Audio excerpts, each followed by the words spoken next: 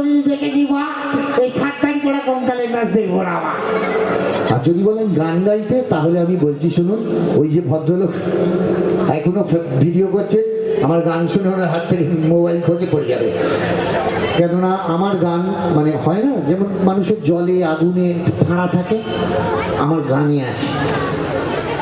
আমি বিশ্বাস করুন, আমি একবার আমার গানের গলা খুলে একদম বাথরুমের মধ্যে, জানেন তো, তখন নিজেকে একেবারে শিয়ালদার কিশোর কুমার মনে হয়। দুমক জল মাথায় ঢেলে সবে বলে শুরু করেছি একদিন, মা দরজায় ঠক ঠক ঠক। আমি বললাম, কি হলো মা, দরজায় ঠক ঠক করছো কেন? বলো, গান থামা, গান থামা, তোর গান শুনে পাশের বাড়ি ভরছাই তোমাকে হসপিটাল নিয়ে যেতে হচ্ছে আজকে।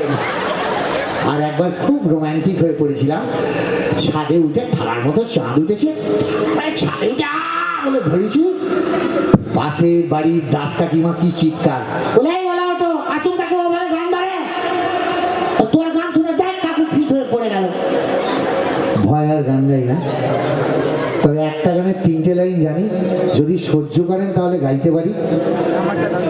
তবে কি জানেন, এই 3টে লাইন গান আমি আমার ছাত্র জীবনে আমার প্রত্যেকটা বান্ধবীকে শুনিয়েছিলাম, এবং প্রত্যেকটা বান্ধবী এই 3 লাইন গান শুনে ছুটে এসে আমার দুগালে দুটো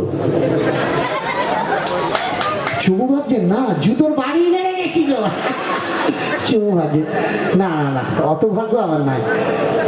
আর গান গাওয়ার দুটো শর্ত, ভালো লাগলে হাততালি, খারাপ লাগলে আরো জোরে হাততালি, আর যদি জুতো ছোড়েন 2 পাটি ছুটবেন, পরে বাড়ি যাবো। 1 পাটি ছুলে ঠান্ডার মধ্যে আপনারও অসুবিধা, আমারও অসুবিধা। গাই, দেখুন দাদা, আমি এখনকার গান অতটা বুঝতে পারি না, মানে আমার অক্ষমতা। তাই আমি আমার ইন্ডাস্ট্রির এক দাদা, আমার অভিভাবক, তার নাম প্রসেনজিৎ চট্টোপাধ্যায়, তারই ছবির একটা গান গাইছি 3 লাইন, যেটা জানি।